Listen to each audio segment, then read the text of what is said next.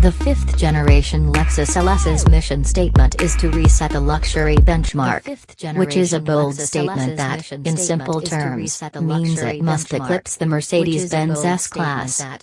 That, in turn, raises the question of what defines luxury. After all, one man's sprawling mansion is another's minimalist, modernist flat. Again, Lexus believes it can provide the answers, and they are wide-ranging in their intent, taking in everything from exterior styling and interior materials through to the dynamic setup, technical gadgetry galore and a veritable host of driver aids. Underpinning all this is the new Lexus sofyan platform, which also sits beneath the well-received LC. It allows the LS to be lighter, lower yet larger than before, with the critical potential benefits of a lower center of gravity and the positioning of most of the mass, including the engine and occupants, more centrally. The structure has also allowed Lexus's engineers to develop a more rigid multi-link suspension system, with air suspension available as an option. As is common in this class, the list of interior luxuries is long and varied. Too long and varied for them all to be listed here, but for a taster of the level of detail Lexus has gone to, consider a driver's seat that is adjustable in 28 ways. The list of safety features is no shorter and includes for the first time a pedestrian detection system that can automatically brake the car and potentially steer around the obstacle while staying in the lane. In the UK, the LS will only be sold as a hybrid. That means a 295 bhp 3.5-liter V6 petrol engine that links to two electric motors to deliver a peak of 354 bhp, driven through a clever 4-speed CVT transmission that mimics 10 cogs. It is, Lexus says, quicker to change than a dual-clutch gearbox, yet more compact and lighter.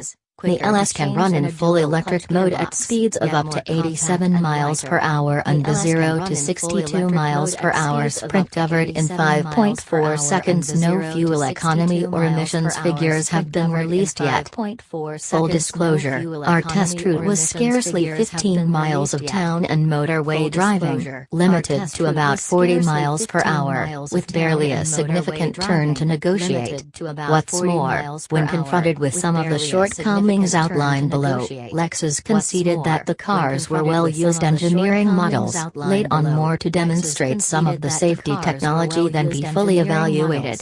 For these reasons, you won't see a star rating here.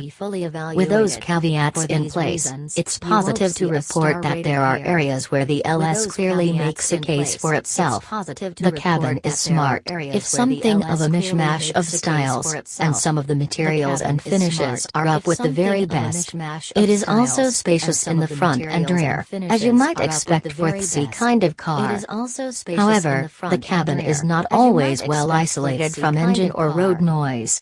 For a car in this class, that is a potentially significant flaw, although possibly one amplified by both the aforementioned age of the car and the fact that the model we were in was in F-Sport trim, meaning it rode on 20 in wheels and lower profile tires than standard. The Lexus is packed with driver and safety aids, many of which we couldn't test.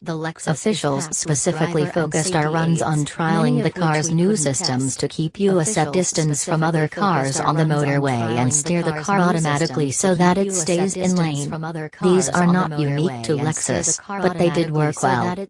However, the party piece of being able to automatically perform lane changes was a hassle to get working and prone to interruption. Once you've failed to get it working once, trust is hard to rebuild. The powertrain is a mixed bag. In town, running in electric mode or at low revs, it delivers power smoothly and near silently. The gear changes are almost imperceptible. At such times, it offers the perfect luxury experience. Furthermore, if you demand more power while cruising along, while joining a motorway or overtaking another car, for instance, it surges forward with quite some purpose. In sport mode, the V6 makes makes a quite attractive noise. But in between those points, when you are looking to accelerate swiftly but not urgently, the CVT and hybrid system serve to deliver a lot of noise but not a lot of action. Generally, the ride is fine, but over brakes in the road surface it is noticeably unsettled, even in comfort mode. The vertical movement after a large road imperfection was striking in comparison to pretty much every other car in the class. Whether there is a trade-off for enhanced handling was nigh on impossible to tell, but even if there is, it is hard to imagine sizzling steering verve outweighing the downside of being bumped along. Again, though, this could be a result of the car's hard life and low-profile tires.